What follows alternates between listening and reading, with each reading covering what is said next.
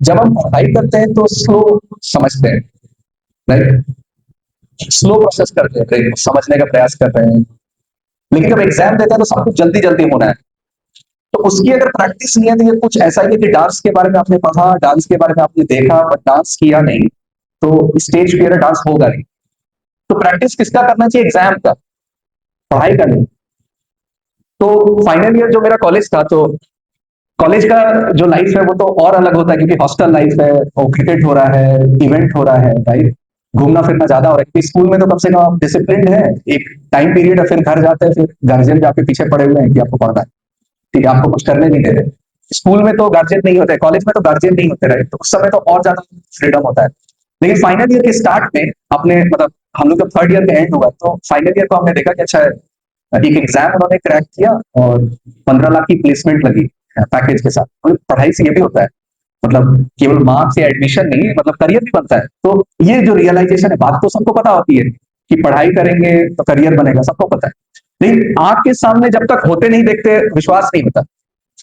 तो वहां पे हमने देखा कि अच्छा, पढ़ाई से करियर भी बन रहा है, तो मन लगने लगा पढ़ाई में।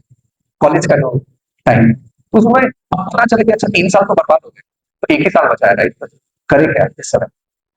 तो ट्वेल्थ में क्या गलती की थी वो याद आ रहा था। ट्वेल्थ में गलती ये थी कि लगता था सिलेबस को कंप्लीट करें, जो कभी होता नहीं। सिलेबस कभी भी कंप्लीट नहीं होता है, कितना भी आप पढ़ो। 9 10 तक होता है, बट जैसे जैसे आप ऊपर जाओगे इतना वास्ट होता जाता है। लेकिन अंदर होता था कि पहले सिलेबस कंप्लीट करेंगे फिर प्रैक्टिस करेंगे, पहले आप पढ़ाई कर लेंगे फिर प्रैक्टिस करेंगे। उसके बाद कोचिंग करता था ट्वेल्थ। कोचिंग में समझ में आता था कि जो मुझे समझ में आया तो पढ़ाई करें, जो मुझे नहीं समझ में आया तो मेरा डाउट कोई क्लियर नहीं कर रहा है। अभी का टाइम अलग है, अभी आपके पास वीडियो है, आपको जो समझ में नहीं आ रहा है यूट्यूब पे या कहीं भी आप दोबारा उस चीज को देख लेते हैं। हमारे टाइम में ये था कि जो समझ में आ रही है वही पढ़ाई जा रहा है, जो नहीं समझ में आ रहा है कोई क्लियर नहीं कर रहा है। तो कोचिंग भी कॉलेज के टाइम में तो कोचिंग भी नहीं जाना है और पढ़ाई नहीं करना है, प्रैक्टिस करना है। और जब प्रैक्टिस करेंगे, जहां पे जो गलती होगी उसको दोबारा पढ़ने के लिए जाना है। और उससे ये होता था कि 3 घंटे में 60 क्वेश्चंस बनते थे। आप ऐसे प्रैक्टिस करने बैठो एक बुक को लेकर के, 3 घंटे बैठो, उसमें आधा घंटा तो इधर उधर माइंड जाएगा सबसे पहले, राइट?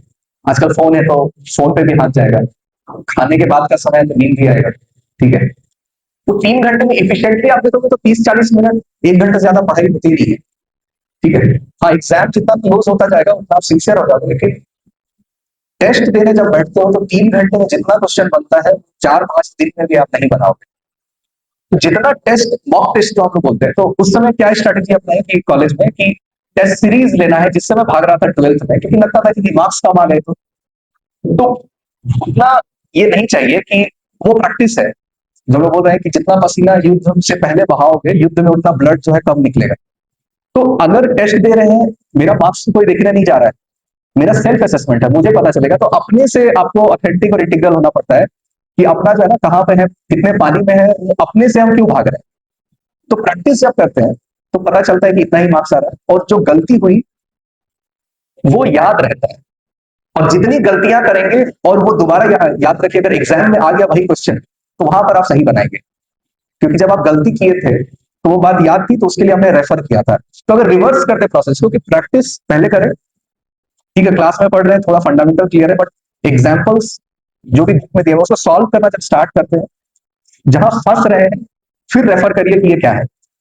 तो रिवर्स जब आप करेंगे तो प्रोसेस हो जाएगा फास्ट, 1 घंटे में आप ज्यादा बनाएंगे, फोकस अपने आप हो जाएगा, क्योंकि टेस्ट के माइंडसेट में आप आ गए। आप टेस्ट के माइंडसेट में आ गए कि स्टॉप वॉच रख लिया, 2 घंटे 3 घंटे का एक पेपर, प्रीवियस ईयर पेपर, उसको लेके बैठ गए, उसको सॉल्व करिए। वो आपको सिखाएगा भी बहुत तेज। और मेरे कॉलेज में गेट एग्जाम जो है 3 ही लोगों का मतलब फ्रेशर के रूप में निकला था, मतलब ऑल इंडिया 500 रैंक के अंदर। और वो इसलिए निकला था क्योंकि ट्वेल्थ की सारी गलतियां याद थी कि क्या क्या गलती की थी, उसे अब दोहराना नहीं है। और तो 25 मार्क्स का, अगर 25 मार्क्स का टेस्ट होता था, तो वो 6 मार्क्स से स्टार्ट हुई थी मेरी कि 6 नंबर आ रहे हैं, 7 नंबर आ रहे हैं।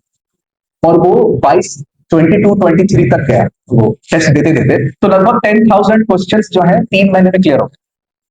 3 महीने में मैंने कभी नहीं सोचा था कि 10,000 क्वेश्चन कैसे बन जाएगा, राइट? तो 3 3 कोचिंग इंस्टीट्यूट, अलग अलग कोचिंग इंस्टीट्यूट, किसी का ज्वाइन किया, सबका मॉक टेस्ट, सबका टेस्ट सीरीज ले लिया और सिर्फ प्रैक्टिस करना है, क्योंकि एग्जाम में वही माइंडसेट चाहिए कि 3 घंटे में मुझे सॉल्व करना। मुझे प्रायोरिटी सेट करने भी आनी चाहिए ना कि इसे छोड़ना है, इसे बनाना है। ये जो डिसीजन मेकिंग है, ये पढ़ाई से बिल्कुल अलग है। किस क्वेश्चन में मुझे उतरना है, कैसे सॉल्व करना है।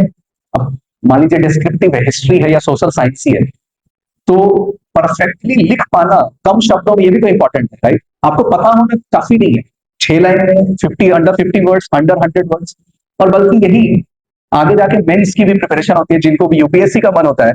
प्रीलिम्स तो बहुत लोग निकाल सकते हैं क्योंकि मेमोराइजेशन से होती है, लेकिन फ्रेम कर पाना कि आंसर हम कैसे लिखेंगे, वो एक स्किल सेट अलग है। कम समय में तुरंत क्लिक करना दिमाग में, और ये प्रैक्टिस से केवल आएगा। टेस्ट सीरीज और मॉक टेस्ट देने से आएगा, और दर्शा नहीं है कि सब मार्क्स आ रहे हैं, क्योंकि आप ही देख रहे हो उस मार्क्स, कोई और देख नहीं रहा है।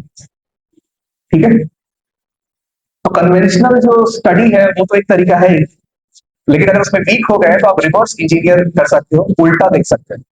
ये कुछ ऐसा है कि जो मैकेनिक है रोड पे, वो तो पढ़ा लिखा नहीं है, उसे इंजीनियरिंग आती नहीं है, ऑटोमोबाइल इंजीनियरिंग उसे पढ़ा नहीं है, लेकिन उसे इंजीनियर से ज्यादा ज्ञान क्यों है? क्योंकि उसने अपने आप को इन्वॉल्व किया, प्रैक्टिस किया, उसे कॉन्सेप्ट नहीं पता, बट गाड़ी ठीक करना आता है। तो आपको एग्जैम क्रैक करना है तो वो स्किल सेट जरूर आनी चाहिए। ठीक है, तो कुछ अप्रोच में अलग लगा, आप ऐसे करते थे या नहीं करते थे? एग्जाम की जो प्रिपरेशन है, जिस भी लेवल पे या पढ़ाई की बात है, ठीक है, मार्क्स नहीं है, अच्छे मार्क्स नहीं है, वो अलग बात। लॉन्ग टर्म में सक्सेस कम मार्क्स वाले को भी मिलती है। पॉइंट ये है कि एक एटीट्यूड ये होना चाहिए कि एक टारगेट है, एग्जाम है, उसके लिए अपने आप को, अपने जो डिसिप्लिन में लाया, घूमना फिरना बंद किया, थोड़ा पढ़ना बंद किया, तो जो वो बिहेवियर है कि किसी चीज को मुझे प्राप्त करना है, मुझे अचीव करना है, तो उसके लिए अपने आप को मैं जो मेंटली तैयार करता हूँ, ये भी हम पढ़ाई से सीखते हैं। अगर मार्क्स ज्यादा नहीं है, लेकिन अपने आदत में है कि नहीं, हम ये एग्जाम है, उसके लिए हम डिसिप्लिन हो जाते हैं, अपने आप को एडिक्शन से दूर करते हैं। ये जो अपने आप को वापस से आप खींचते हैं, ये आदत ही आगे जाकर के काम आने वाली। ये टारगेट है, मुझे अचीव करना है, तो उसके लिए पहले मैंने कैसे किया था, वो लाइफ लॉन्ग वो आदत रह जाती है कि इसी टाइप से मैंने सक्सेस, छोटे लेवल का ये कोई बात नहीं, लेकिन इसी टाइप से मैंने अचीव किया था, वही करेज देता है। बहुत लोग इसको रिवर्स लेते हैं कि करेज चाहिए किसी भी चीज को करने के लिए, ऐसा होता नहीं है। छोटा छोटा जो सक्सेस मिलता है उससे करेज आता है, फिर आगे काम करने का। करेज से काम नहीं करते, राइट? ठीक है, छोटा छोटा सक्सेस आप लेते जाएंगे, वही आपके बिहेवियर में आएगा, और वही जाकर के आपको बड़े लेवल पे करेजियस आपको बनाता है। ठीक है, और लाइफ टाइम, मैं अभी पाथर्डी गया था, मेरी जो अभी 8वीं बुक है, तो मेरे जो नर्सरी के टीचर थे उनको मैंने गिफ्ट, मतलब पहली कॉपी उनको मैं देने गया था, तो बोल रहे तो 26 साल पुरानी बात है, तो अभी तक कैसे याद है तुमको? ठीक है, तो मैंने बोला 98 99 में मेडिटेशन के बारे में, ध्यान के बारे में कोई नहीं बता रहा था। उस समय आपने हम लोगों को प्राणायाम और ध्यान के बारे में बताया था, जो ठीक है इंटरनेट के आने के बाद आई। ठीक है,